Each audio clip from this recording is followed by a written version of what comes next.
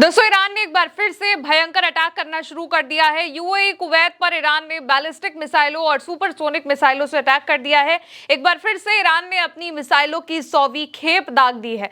इसके अलावा बहरीन में भी मिसाइल क्रैश हो गई है। सुबह ही सीज फायर का ऐलान हुआ था, लेकिन अब ये सीज फायर टूटता हुआ दिखाई दे रहा है, क्योंकि ईरान ने एक बार फिर से अपनी मिसाइलें दागनी शुरू कर दी हैं और ताबड़तोड़ अटैक करना शुरू कर दिया है। मिडिल ईस्ट में 3 देशों पर, कुवैत, यूएई, बहरीन, 3 देशों पर एक बार फिर से अटैक हो गया है और आईआरजीसी ने अपनी मिसाइलों की 100वीं खेप दाग दी है। युद्ध का 40 दिन हो गया है। सीज फायर का ऐलान सुबह हुआ, लेकिन एक बार फिर से यह अटैक हो रहा है और यह अटैक इसलिए भी हुआ है क्योंकि ईरान पर पहले अटैक किया गया, सीज फायर के नियमों को तोड़ा गया, लेकिन अब इसका बहुत ही भयंकर जवाब ईरान की ओर से दिया गया है और ईरान ने एक बार फिर से अटैक करना शुरू कर दिया है। खबर आप देखिए, आपकी स्क्रीन पर है। ईरान ने कुवैत, बहरीन और यूएई में 3 अलग अलग जगहों पर ऑयल रिफाइनरी, गैस फैसिलिटीज पर भयंकर अटैक किया है, जिसके बाद इन तीनों मिडिल ईस्ट के देशों में भयंकर तबाही मच चुकी है।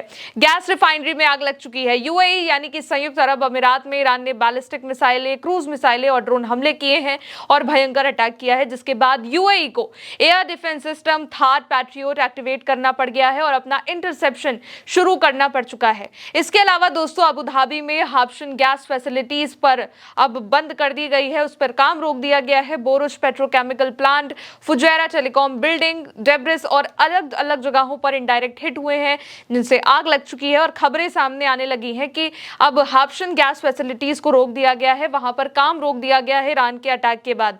हाफशन गैस फैसिलिटीज जो है वो यूएई की सबसे बड़ी और सबसे इंपॉर्टेंट गैस प्रोसेसिंग कॉम्प्लेक्स है।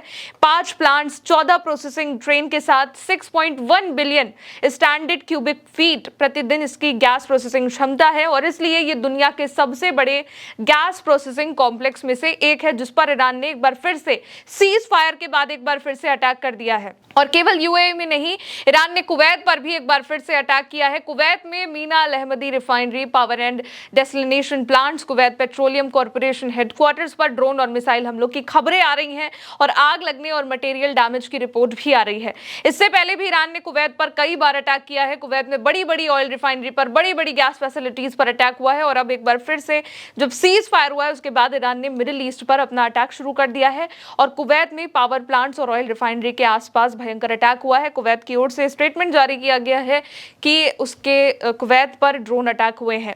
तीसरे हमले की खबर बहरीन से आ रही है। बहरीन में आज पहले अमेरिका की एक मिसाइल गिरी, जिसके बाद एक बिल्डिंग में आग लगी। यूएस पैट्रियट अमेरिका का जो है वो बहरीन में ही फट गया, क्रैश हो गया, लेकिन इस बार ईरान ने बहरीन में एनर्जी स्टोरेज फैसिलिटीज और वाटर रिलेटेड साइट्स पर हमला कर दिया है, अटैक कर दिया है, जिसके बाद कई जगहों पर सायरन बजने लगे हैं और अभी तक सारी तस्वीरें भी सामने नहीं आ पाई हैं, लेकिन तेहरान टाइम और क्लैश रिपोर्ट के हवाले से ये सारी खबरें आ रही हैं कि ईरान ने एक बार फिर से सीज फायर के बाद फिर से मिडिल ईस्ट में एक साथ 3 देशों पर अटैक कर दिया है और अभी भी ईरान अपना बदला ले रहा है। उसने अपना बदला रोका नहीं है और उसका अटैक भी रुका नहीं है। सीज फायर के बावजूद ये अब तक का ईरान का सबसे बड़ा अटैक है, बदला है, और इसलिए अब सऊदी अरब और कुवैत और कुछ यूएस लिंक्ड बेसिस पर अलर्ट, इंटरसेप्शन और पोटेंशियल थ्रेट सामने आ चुका है। अब ईरान ने अटैक क्यों किया है इसको भी जानिए, क्योंकि ट्रंप के सीज फायर के ऐलान के कुछ ही वक्त के बाद सुबह ईरान के लावन द्वीप पर, लावन आइलैंड पर बने लावन ऑयल रिफाइनरी पर अटैक किया गया, हमला किया गया। रिफाइनरी में कई टैंक में आग लगी, नुकसान हुआ, भयंकर धुआं उठा। रिफाइनरी की क्षमता जो है 55,000 बैरल प्रतिदिन है, छोटी है लेकिन फिर भी ये ईरान के लिए जरूरी थी, इंपॉर्टेंट थी और इस रिफाइनरी पर अटैक हुआ। लेकिन इस पर जब अटैक हुआ तो ईरान ने इसका बदला भी ले लिया है। 3 देशों पर एक साथ, यूएई, कुवैत, बहरीन पर एक साथ ईरान ने अटैक किया है और अपना ये बदला लिया है। ईरान दोस्तों सीज फायर के बाद भी क्लियर है कि अगर उस पर अटैक होता है तो वो बदला लेगा।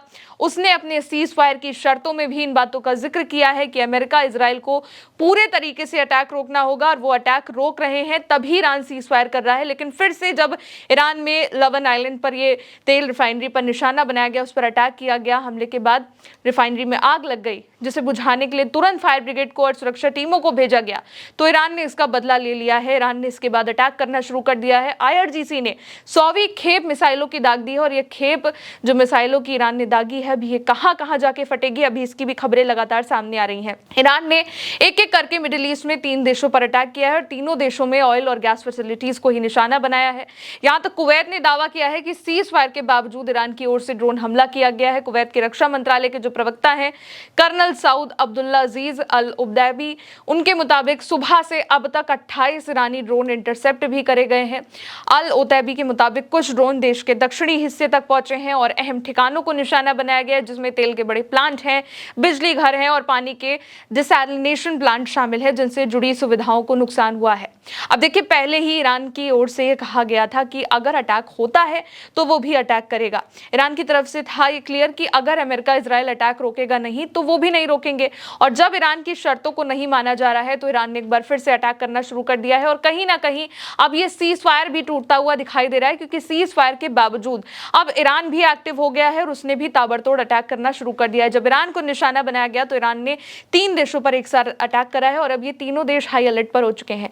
पहले तो बहरीन में अमेरिका की ही जो मिसाइल थी वो क्रैश हुई, उसके बाद आग लगी, लेकिन अब ईरान की ओर से अटैक किया गया है, ड्रोन अटैक किया जा रहा है, मिसाइल अटैक किया जा रहा है। और जब सभी खेप दागी गई है, और खेप का मतलब होता है एक साथ कई सारी मिसाइलें दागना, और अब ये कहां कहां जाके फटने वाली हैं इसकी खबरें भी लगातार सामने आ रही हैं।